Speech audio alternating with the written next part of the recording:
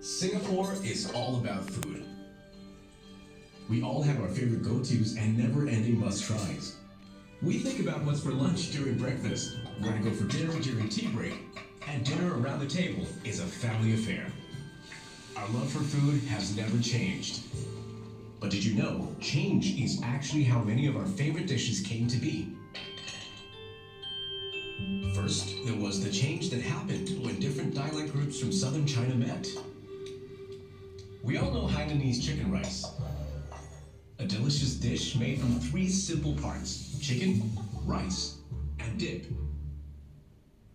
But even though it's called Hainanese chicken rice, this dish isn't entirely from Hainan.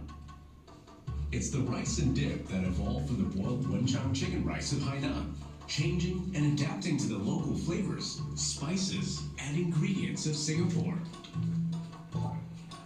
But the chicken comes from the Cantonese, who shared the secrets of the Pak Tam Gai with the Hainanese. After boiling the chicken, they soaked it in iced water, which gives it the silky, tender texture we have all come to love. While Hainanese chicken rice was created in Singapore, it still looks like the one in Hainan. Some dishes, however, have gotten quite the makeover. For the nomadic Hakkas of northern China, dumplings were a key part of New Year's celebrations.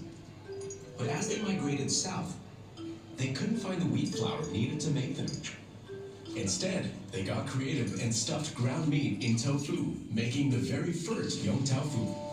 It wasn't until they crossed the southern seas that they began using seafood and fish paste, which was so abundant in Singapore.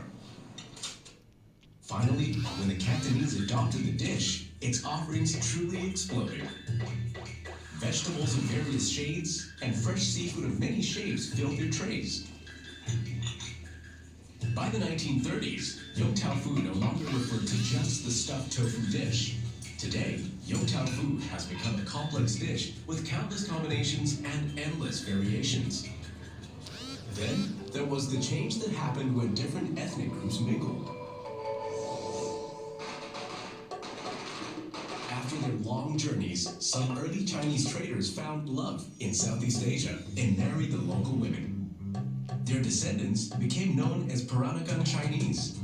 Thanks to their blend of Malay and Chinese culture, they would go on to create the fiery laksa. Where the name laksa came from, no one really knows. Some say it's Persian for slippery. Others say it's Hokkien for spicy salmon. Or perhaps it came from the Sanskrit word laksha, which means 100,000. One thing is for sure, no matter where its name came from, this spicy noodle soup is ultimately Peranakan.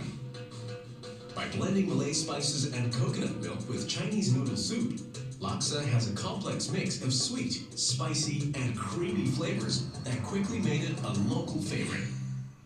Compared to other Chinese migrants, the Hainanese arrived in Singapore much later and worked mostly in the service industry. They served in Peranakan and British homes, and some even worked as cooks aboard British ships. This exposure of various cuisines led the Hainanese to serve a breakfast that they could call their own. Toast got a makeover.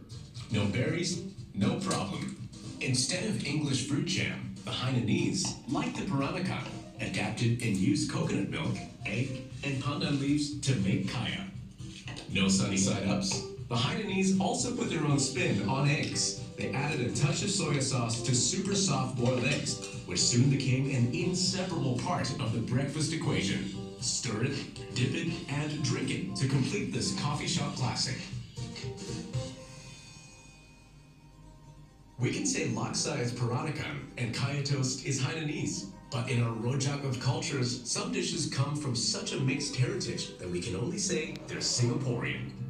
One day, while looking for a new way to cook crab, Madame Che Yam Tien makes Chinese soya bean paste, Malay spices, chili, onion paste, and a dose of Western ketchup to create a Chinese egg sauce like no other. Few could have expected when she started selling the dish from her sleepy seaside stall that her chili crab would go on to become a national dish. Be it with baguette or mantou, the signature sauce won the hearts of people and found its way onto the tables of late-night suppers and family get-togethers. So you see, our favorite dishes came from change and will continue to change. But it's in the ingredients and techniques, the exchange of ideas, and the flow of people that we create a taste of home.